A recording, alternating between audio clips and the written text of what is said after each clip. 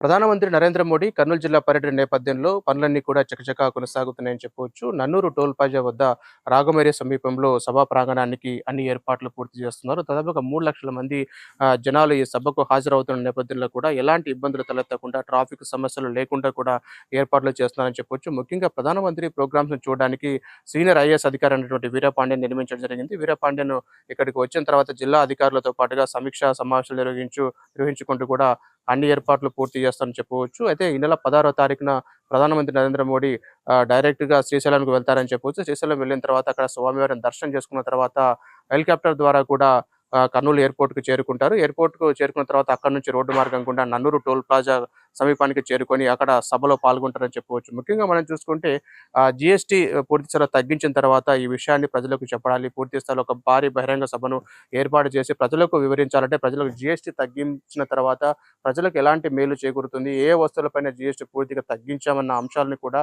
ప్రజలకు వివరించేందుకు ప్రధాని మొట్టమొదటిసారిగా ఈ ప్రాంతానికి రాబోతున్నారు. అది కర్నూలు జిల్లాలో ఈ సభను నిర్వహించబోతున్న నేపథ్యంలో కూడా జిల్లా అధికారులందరూ కూడా పటిష్టమైనటువంటి బందోబస్తు ఏర్పాట్లు కూడా చేస్తున్నటువంటి పరిస్థితి మనం చూస్తున్నాం. ముఖ్యంగా జిల్లా యంత్రాంగం కావచ్చు, రాష్ట్ర మంత్రులు మనం చూసుకుంటే టీజీ భరత్‌తో పాటుగా బీసీ జనార్దన్ రెడ్డి, మంత్రి ఫరూక్ ముగ్గురు మంత్రులు ఎవరైతే ఉన్నారో ఉమ్మడి జిల్లాకు సంబంధించినటువంటి మంత్రులు ఎవరైతే ఉన్నారో వీరందరూ కూడా ప్రతిరోజు కూడా ఈ ప్రాంతానికి వస్తున్నారని చెప్పవచ్చు. ఇక్కడ కమాండ్ కంట్రోల్ రూమ్ నుంచి కూడా అన్ని ఏర్పాట్లను వారు సమీక్షిస్తూ ఉన్నారు. ఎందుకంటే ఏ చిన్న అవాంఛనీయ సంఘటన కూడా చాలా ఇష్యూ అవుతుంది కాబట్టి. ఎందుకంటే ప్రధాని భద్రతకు సంబంధించినటువంటి అంశం కాబట్టి పూర్తి స్థాయిలో ఎక్కడ కూడా ఏ చిన్న పొరపాటుకు తావివ్వకుండా కూడా అన్ని ఏర్పాట్లు పూర్తి చేస్తున్నటువంటి పరిస్థితి మనం చూస్తున్నాం. ఈరోజు కూడా మంత్రులు కమాండ్ కంట్రోల్ రూమ్ నుంచి కూడా సమీక్ష సమావేశాన్ని అయితే నిర్వహించారని చెప్పొచ్చు. ముఖ్యంగా మనం చూసుకుంటే ప్రతి రోజు కూడా ఏదైతే ప్రధానమంత్రి కార్యాలయం నుంచి కూడా అక్కడ ఉన్నటువంటి అధికారులు ఇక్కడ జరుగుతున్నటువంటి ఏర్పాట్లపైన కూడా జిల్లా కలెక్టర్‌తో అడిగి అన్ని విషయాలు కూడా తెలుసుకుంటారని చెప్పవచ్చు. ఏదేమైనప్పటికీ కూడా ప్రధానమంత్రి పర్యటన నేపథ్యంలో కూడా జిల్లా వ్యాప్తంగా కట్టుదిట్టమైనటువంటి ఏర్పాట్లు చేశారు.